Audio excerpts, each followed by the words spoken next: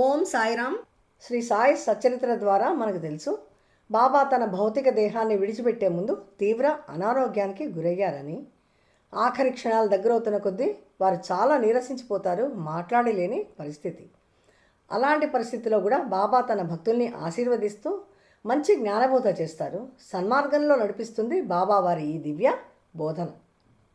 బాబా అంటారు, తనకు ఏ చిన్నపాటి సేవ చేసిన భక్తులకైనా వివక్షత లేకుండా అందరికీ సమానంగా అనాయాస మరణాన్ని, మోక్షాన్ని ప్రసాదించేటువంటి అద్భుత వరాన్ని ఇస్తున్నాను అని అంటారు బాబా. ఇలాంటి అద్భుత వరాన్ని బాబా ఎందుకు ఇచ్చారు, ఏ పరిస్థితిలో ఇచ్చారు అనేటువంటి విషయాన్ని ఈ ఎపిసోడ్లో మనం తెలుసుకుందాం. ఈ అద్భుత ఘట్టాన్ని శ్రీమతి పవని నిర్మల ప్రభావతి గారు రచించినటువంటి శ్రీ షిరిడి సాయినాథ్ భాగవతంలోని 21వ అధ్యాయంలో చాలా వివరంగా తెలియజేశారు. అదేంటో ఇప్పుడు తెలుసుకుందాం. ఓం సాయిరామ్. షిరిడి సాయిబాబా సత్సంగ్కి స్వాగతం. బాబా చివరి క్షణాలు దగ్గరవుతున్న కొద్దీ వారు తన ప్రియ భక్తులకు ప్రేమతో ప్రతీకాత్మక బహుమతులను పంచిపెట్టారు. ప్రతి ఒక్క బహుమతి లోతైన ఆధ్యాత్మిక ప్రాముఖ్యతతో నిండి ఉంది. బాబా మొదట లక్ష్మీబాయి షిండేను పిలిచి ఆమె చేతుల్లో 9 నాణేలను పెడతారు. లక్ష్మీబాయి బాబాకు చేసిన అపార సేవకు తార్కాణంగా నవవిధ భక్తిని తెలియజేసేటువంటి ఈ 9 నాణేలను బాబా లక్ష్మీబాయికి ఇస్తూ అంటారు, లక్ష్మీబాయి, ఈ నాణేలను నా చివరి ప్రసాదంగా స్వీకరించు.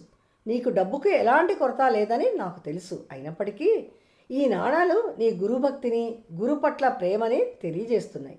ఏ ప్రాపంచిక సంపద కూడా దీనికి సమానం కాదు. అసలు ఇలాంటి లక్షణాలు కలిగి ఉండటమే నిజమైన సంపద అని అంటారు బాబా. భగవంతుడు నీకు దీర్ఘాయుష్షు ప్రసాదించుగాక అని దీవిస్తూ బాబా ఆమె చేతిలోకి 9 నాణాలను జారవిడుస్తారు. ఆ దైవిక ఆశీర్వాదాన్ని లక్ష్మీబాయి అత్యంత కృతజ్ఞతతో స్వీకరిస్తారు.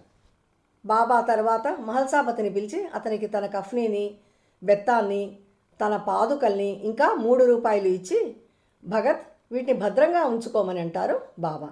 నేను వెళ్ళిన సరిగ్గా 4 సంవత్సరాల తర్వాత ఖండోబా దేవుని రోజైనటువంటి ఏకాదశి సోమవారం నాడు నువ్వు నీ శరీరాన్ని ప్రశాంతంగా విడిచిపెట్టి నా దగ్గరకు వస్తావులే అని అంటారు బాబా.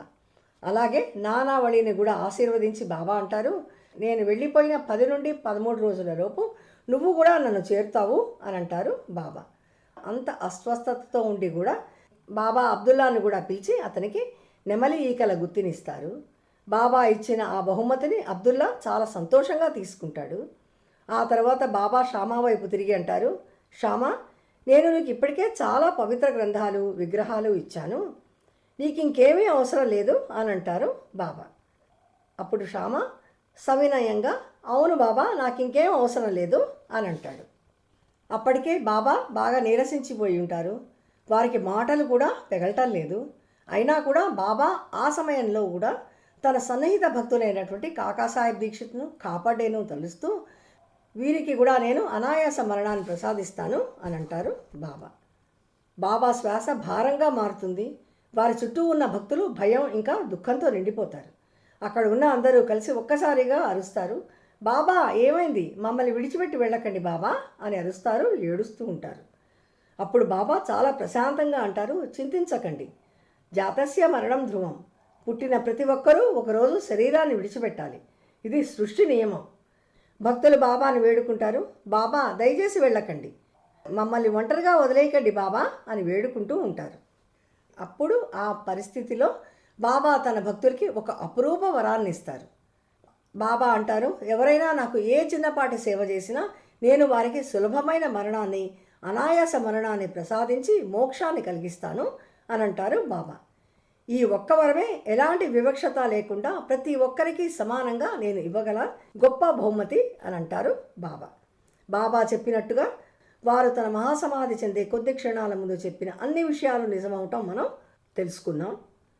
వారు చెప్పినట్టుగా బాబా మహాసమాధి చెందిన సరిగ్గా 4 సంవత్సరాల తర్వాత ఏకాదశి సోమవారం నాడు మహల్సాపతి గారు సద్గతి పొందుతారు.